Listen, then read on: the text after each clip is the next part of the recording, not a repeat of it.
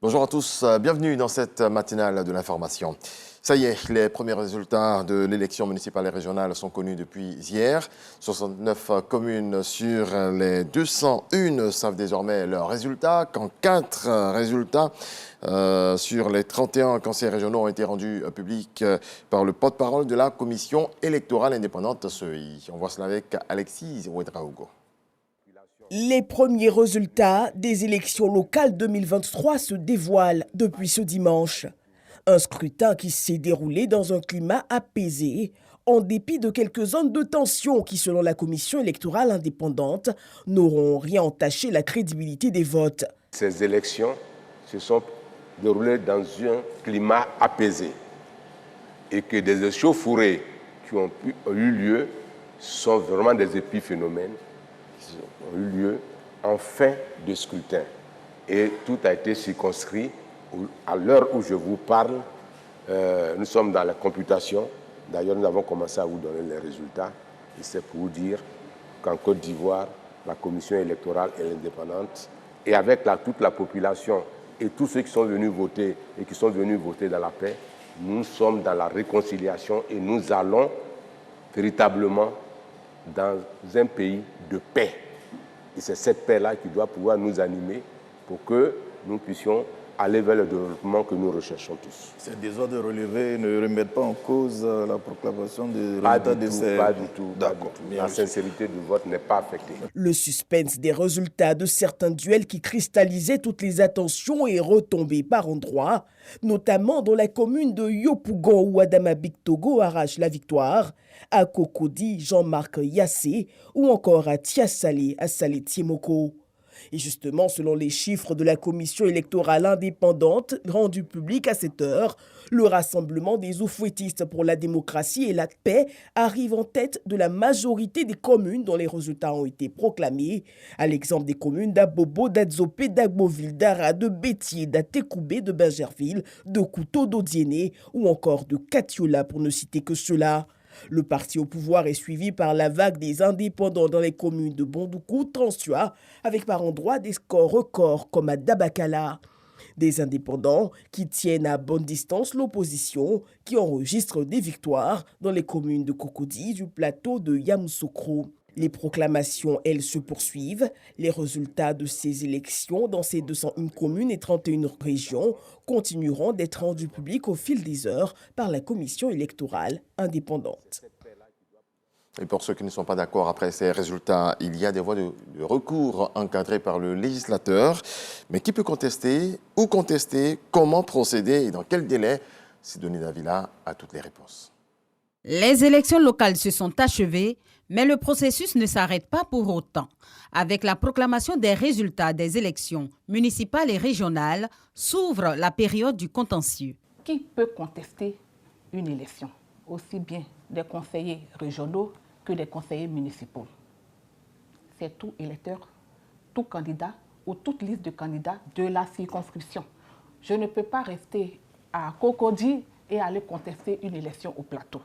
Il faudrait que je sois électeur de la circonscription candidat ou je fasse partie de la liste de candidatures de la circonscription. En ce qui concerne les élections locales, le Conseil d'État est l'organe en charge du contentieux électoral.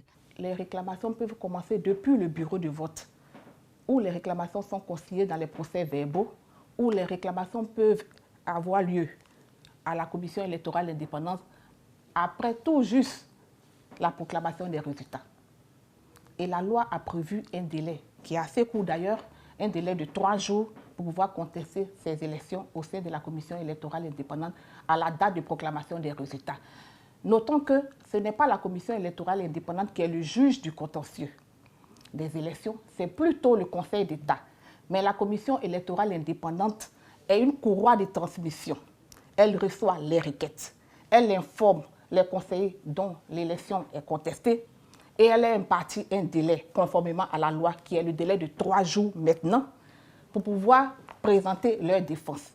Et lorsque nous avons la requête, les mémoires en défense des défendeurs, c'est-à-dire les conseillers dont l'élection est contestée, la commission électorale indépendante produit également des observations écrites.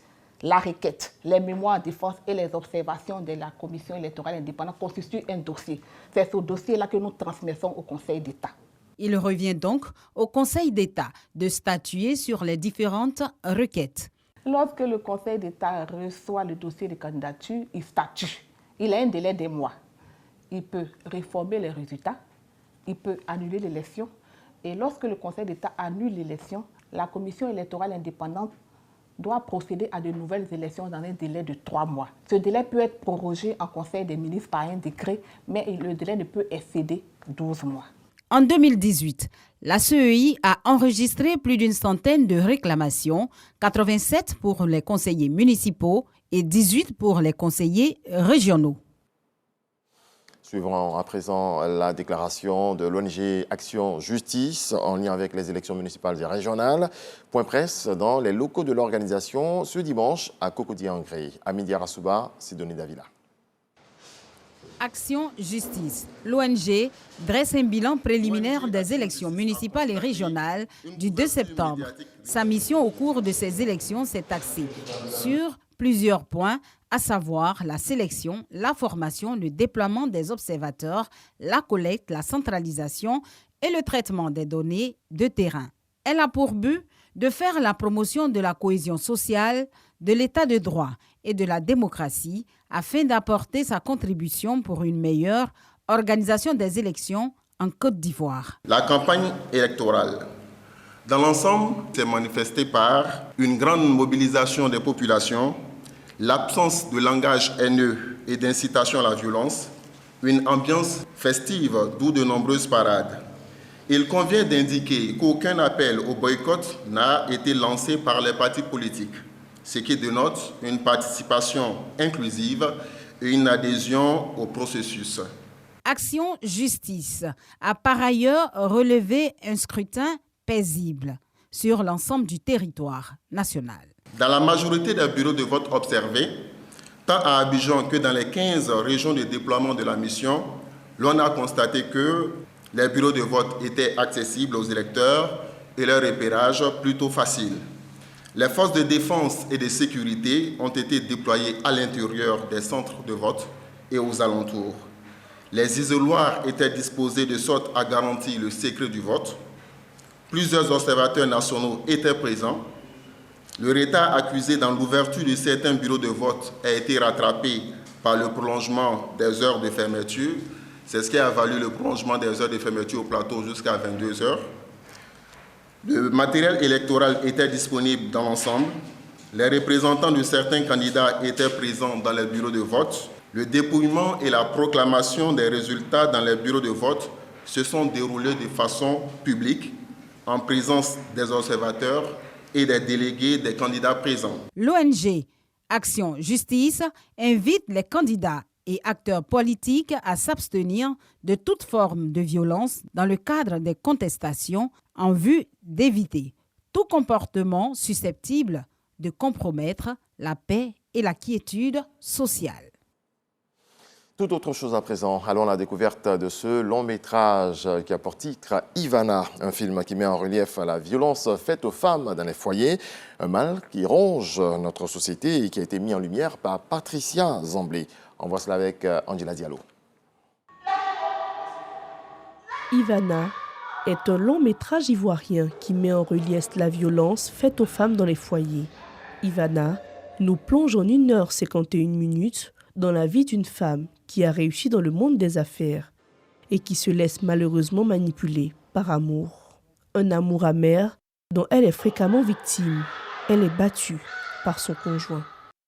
C'est une réalité triste que vivent de nombreuses femmes dans leur foyer, dont l'actrice principale, en même temps productrice et réalisatrice, l'ivoirienne Priska Zamblé, met en exergue.